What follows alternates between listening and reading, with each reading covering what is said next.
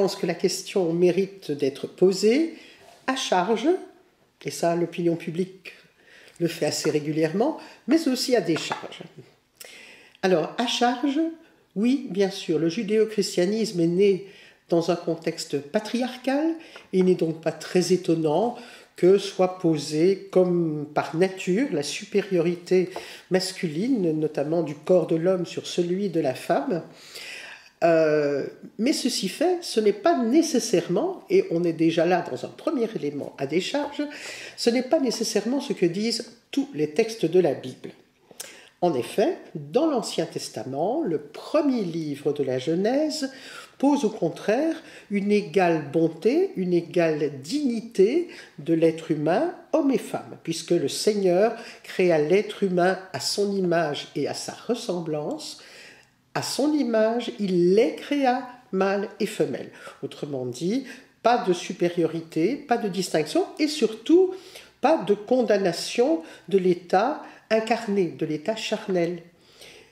Il va de soi que dans le texte, ce qu'on a appelé vilainement la chute d'Adam et Ève n'a rien à voir avec une errance sexuelle quelconque. Ça, c'est une interprétation bien sûr qu'on en a fait.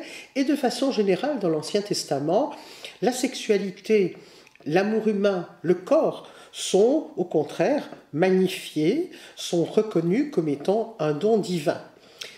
Dans les évangiles, eh bien, ce n'est pas non plus la grande préoccupation qui soit au centre, le fait de savoir si le corps est bon ou pas.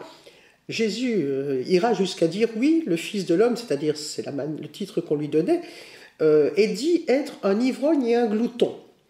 Et d'ailleurs, le simple fait que les chrétiens disent ce qui pour d'autres religions peut être un véritable objet de scandale, que Dieu, par définition l'inconnaissable, s'est donné à connaître à travers une chair humaine, semble indiquer que non, le corps n'est pas nécessairement mauvais.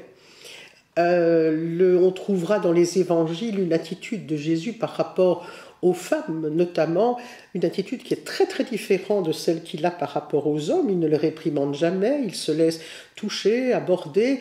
Et il y a cette très belle scène où, peu de temps avant sa mort, une femme que l'on dit être bien entendu une pécheresse, va venir répandre un parfum de prix sur ses pieds et les essuyer avec ses cheveux, qui est quand même une scène d'une assez grande sensualité.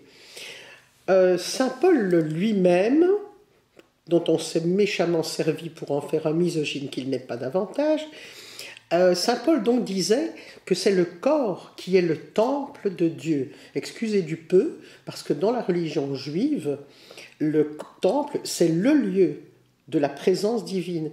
Et quand Paul dit désormais ce n'est plus un bâtiment, mais c'est le corps humain qui devient le temple, je trouve que c'est une belle manière, au contraire, de mettre le corps en évidence.